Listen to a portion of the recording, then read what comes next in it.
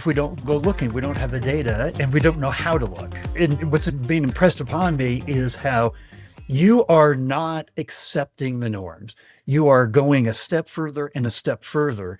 And another way that you've done that is you talked about creating cross-functional teams that work together. If you could tell me a little bit about what that means and why that's been a big part of the success. Yeah. So honestly, one of the reasons I came to this team was because of the structure of this team. KeyBank is a large organization. There's 17,000 employees, I think. We've got very siloed lines of businesses, technology, et cetera, and so forth. Our team within the contact center actually all sit within one leader. So we've got our head of workforce management who sits to that leader. We've got our head of line of business operations. We've got our head of technology. We've got a head of product and analytics, all to one leader. So I oftentimes look at our team as like a factory where our workforce management team is like that bubble in the factory, making sure that everyone shows up to work on time. If someone lost a finger, we've got a backup person there, making sure that the numbers are being met for the end of the month. Like they're that glass bubble looking over the factory floor.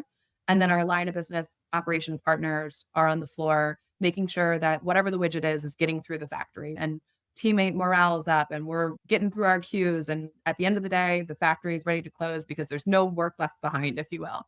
And then we've got an entire strategic arm who is focused totally from a technology, analytics, and product area to make sure that the factory is firing on all cylinders for modern era. So are we migrating things to the cloud? Have we modernized our CCaaS system? What are we doing with our data? So our factory continuously works because no one has to step out of their lane to worry about what another area of the factory is doing.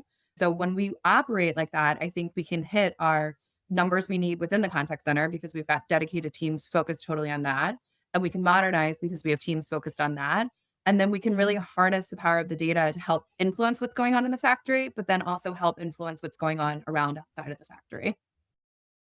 And this cross-functional collaboration, it also extends out to the different departments, right? Explain that portion of it as well, because that's fascinating. Of course, we are very tied deeply into, I would say, our digital product teams on consumer and commercial. So, what are our clients doing from a digital perspective that they can't do within the digital space? And they're calling us in the contact center.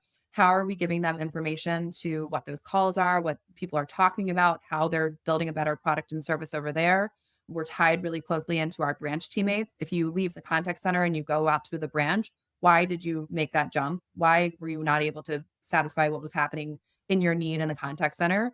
And that information is helping us to inform, do we need to have a better way for us to authenticate in the contact center for people to do certain things? Do we need a better way to be able to accept signatures or present documentation? So all of those things in partnership with those external teams are not only helping to build their channels and their products better, but it's also helping us to build our strategy and our product better as well.